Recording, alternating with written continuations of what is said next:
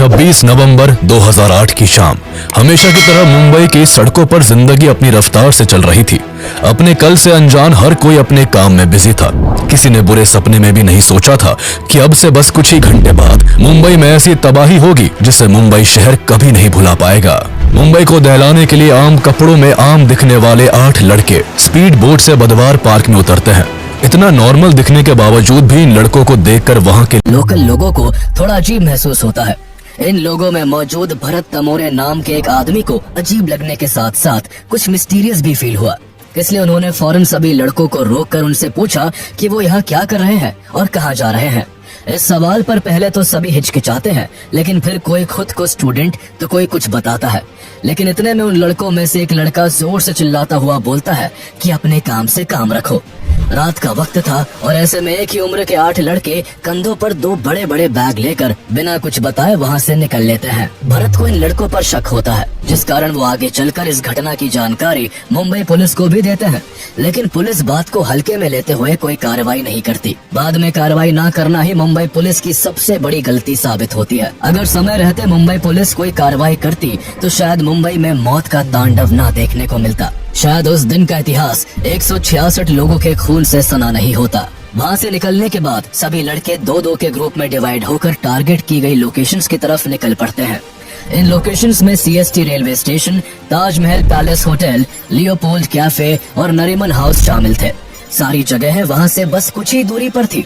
हालांकि समुद्र के रास्ते से आई बोट में 8 नहीं बल्कि टोटल 10 लड़के थे, जहां 10 में से 8 लड़के बोट से उतरकर सड़क के रास्ते अपनी अपनी लोकेशन पर पहुंच रहे थे, तो वही बाकी के 2 लड़के अपनी टारगेट ओबरॉय होटल तक पहुंचने के लिए बोट का ही इस्तेमाल करते हैं। एक तरफ जहां ये लड़के अपने मंसूबों को पूरा करने के लिए तेजी से अपनी अपनी लोकेशंस की ओर बढ़ रहे होते हैं, तो वही दूसरी ओर मुंबई हमेशा की तरह अपनी धुन में बस चलती जा रही थी। लोग रोज की तरह काम काज में बिजी थे, लेकिन अचानक मुंबई गोलियों की तड़तड़ाहट से थर्रा उठती है। मुंबई के लिए यह आवाजें नहीं थी। अंडरवर्ल्ड के गुटों में अक्सर शूट आउट होता रहता था।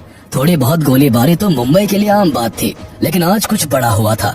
इतना बड़ा कि जिसकी आवाज ने देश को सुन्न करके रख दिया था। इस धमाके और अंधाधुंध गोलीबारी की शुरुआत छत्रपति शिवाजी टर्मिनस से होती है। छत्रपति शिवाजी टर्मिनस मुंबई के सबसे बिजिएस्ट रेलवे स्टेशन में से एक है। उस दिन पटना जाने वाली ट्रेन कुछ घंटों की देरी से चल रही थी।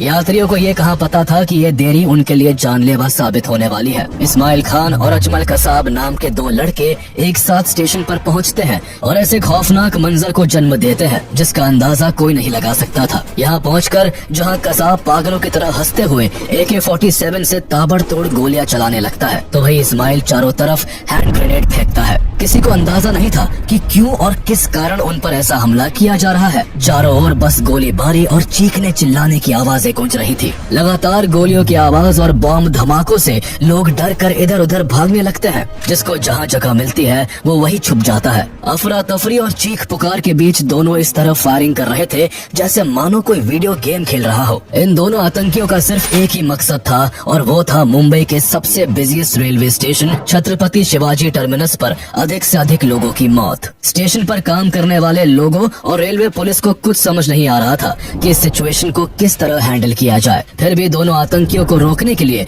रेलवे पुलिस हर एक कोशिश करती है, लेकिन नाकाम रहती है। दरअसल दोनों लड़के पहले से ही प्लान बनाकर आए थे और उनके पास हर तरह के हथियार मौजूद थे, लेकिन रेलवे पुलिस के पास केवल उनकी ड्यूटी रिवॉल्वर ही मौजूद थी, जिस कारण वो इनका सामना नहीं कर पाते और वही शहीद हो जाते हैं। लेकिन इसी बीच रेलवे स्टेशन के ही एक कर्मचारी विष्णु दत्ताराम अपनी जान की परवाह न करते हुए अनाउंसमेंट करके सभी पैसेंजर्स को आगाह करते हैं कि वो फौरन स्टेशन को छोड़कर अपनी जान बचाए। अनाउंसमेंट सुनते ही कई लोग अपनी जान बचाकर भागने में कामयाब रहे, लेकिन आतंकियों का हमला इतना भयानक था कि केवल 1 घंटे में 58 लोग अपनी जिंदगी गंवा देते हैं, तो वही 104 लोग बुरी तरह घायल हो जाते हैं। जब CST रेलवे स्टेशन पर गोलीबारी चल रही होती है, तभी मुंबई पुलिस को इस घटना की इन्फॉर्मेशन मिल जाती है। लेकिन इससे पहले कि पुलिस कोई एक्शन लेती, एक और खूनी खेल खेला जाता है।